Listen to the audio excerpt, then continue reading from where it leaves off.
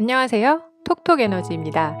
우리는 지난 시간까지 양자 특징 중에 양자 불확정성, 양자 중첩에 대해 알아보았는데요. 오늘은 양자의 특징 중 마지막으로 양자 얽힘에 대해 알아보려고 합니다. 양자 얽힘의 특성을 이해하려면 먼저 양자 입자의 특징인 양자 스핀에 대해 알아야 합니다. 스핀은 우리가 아는 것처럼 지구의 자전처럼 축을 중심으로 어떠한 방향으로 회전하는 것을 말합니다. 과학자들은 우리가 알던 현상처럼 원자 핵 주위를 양자 입자들이 돈다고 생각해서 양자 스핀이라고 불렀습니다. 하지만 양자 세계에서의 상황은 아주 다르게 나타납니다. 양자 입자는 업 혹은 다운으로 스핀을 합니다.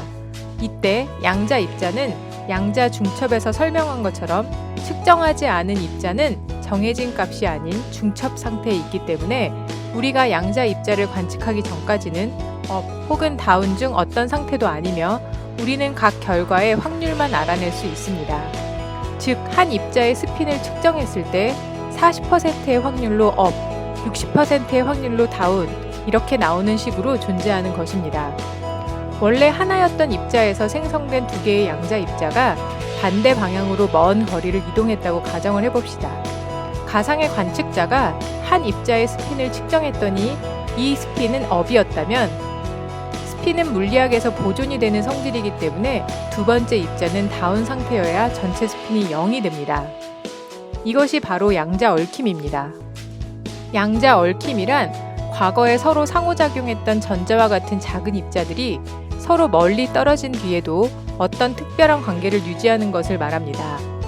상상을 해봅시다. 철수와 영희가 학교에서 빨간 요술공과 파란 요술공이 들어있는 주머니를 하나씩 나누어 가지고 헤어졌습니다. 철수가 집에 와서 주머니를 열어보니 빨간 공이 들어있었습니다. 그때 100만광년 떨어진 영희가 주머니를 열어봤더니 파란 공이었습니다. 상식적이고 고전 물리적인 사고방식을 가진 사람이라면 주머니에 그 색깔의 공들이 원래부터 들어있었다고 판단할 것입니다.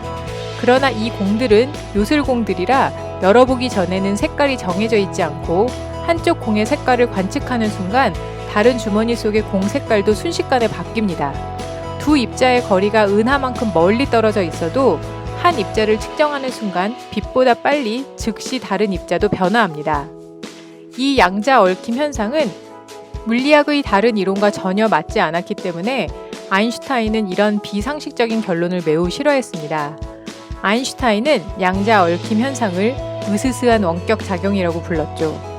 양자 물리학이 영 마음에 들지 않았던 아인슈타인은 1935년 보리스 포돌스키와 나단 로젠과 함께 양자 물리가 틀렸다는 것을 증명하는 EPR 논문을 씁니다.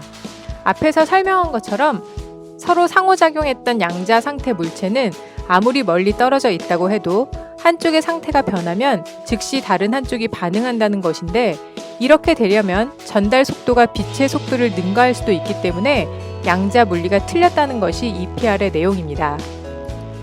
아인슈타인은 양자 얽힘이 성립하려면 우리가 접근 불가능한 숨은 변수의 정보가 숨겨져 있거나 아니면 두 물질 사이의 의사소통이 없으면 먼 거리에서 서로에게 영향을 끼칠 수 없다는 국소성의 개념을 버려야 한다고 주장했습니다.